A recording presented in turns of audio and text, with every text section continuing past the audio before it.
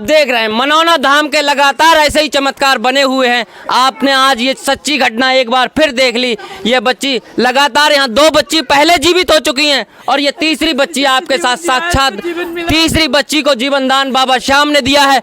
बाबा श्याम मनौना धाम से चलकर देखा उस तालाब में कुछ नहीं, इसका टोपा तैर रहा लाल रंग का। अच्छा, तो मैंने कहा बेटा इसका टोपा तो ये है, बोले कि टोपा ही टोपा, मेरी बेटी नहीं है। हमने बहुत कोशिश करी।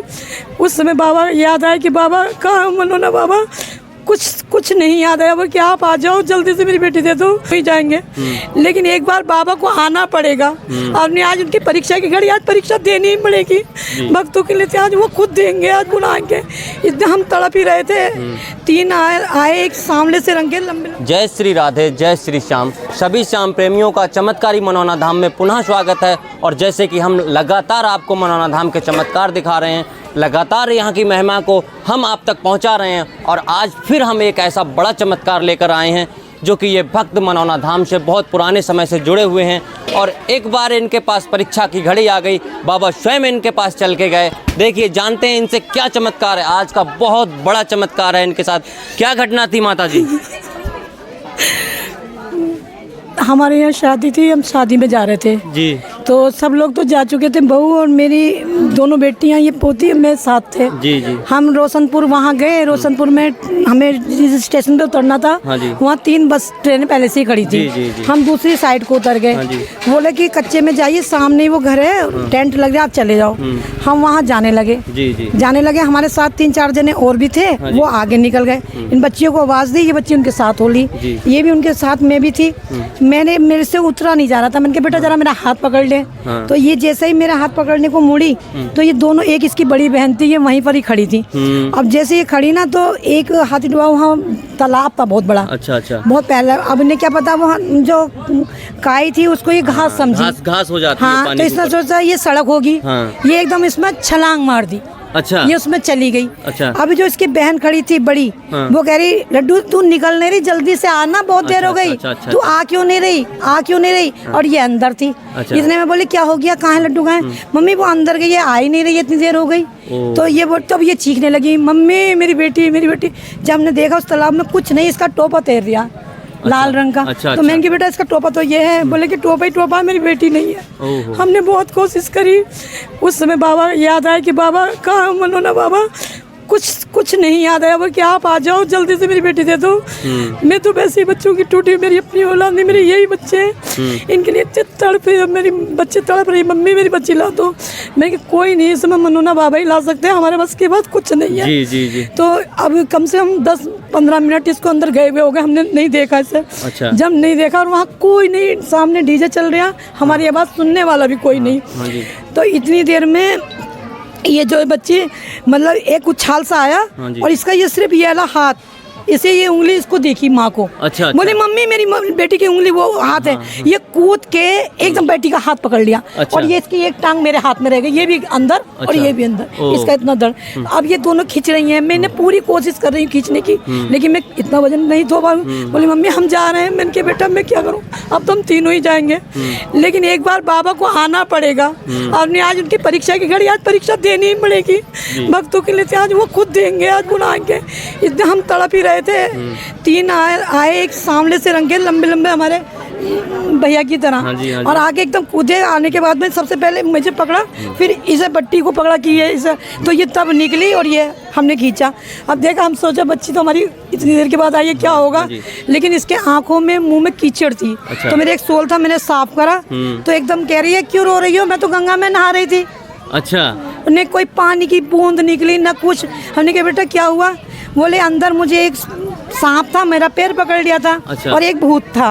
वो मुझे पकड़ रहा था। अच्छा। इतने में झोली बाबा आए, उन्होंने मुझे उठाया, गोद में लेके आ गए। क्या बात है, क्या बात है। बोलिए मनौना धाम के, बोलिए हारे के सहारे के, बोलिए बाबा श्याम के।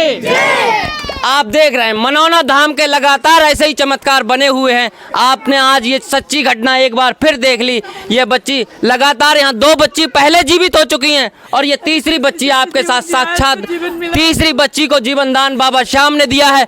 बाबा श्याम मनौना धाम से चलकर इनके उस तालाब, हाथी डुबाऊ तालाब में पहुंचा और इनकी बच्ची की जान बचाई। आप साक्षात इस बच्ची को देख सकते हैं।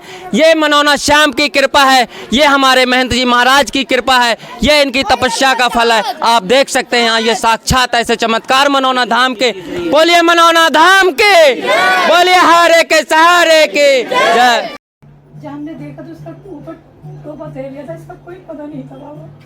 तो मैं ये चीख बोली मेरी बेटी बेटी, मैंने कहा घबराओ मत, बाबा देंगे। बाबा मुझे उसको कुछ याद नहीं, मनोने बाबा ही निकला मेरे मुँह से, मनोने बाबा मुझे कुछ नहीं आना श्याम, कुछ नहीं आया, मनोने बाबा। मैं करती रही, फिर भी ये बच्चे दिखाई नहीं गई। फिर मैंने कि बाबा आज तुम्हारी परीक्षा है, आपको दे दो परीक्षा।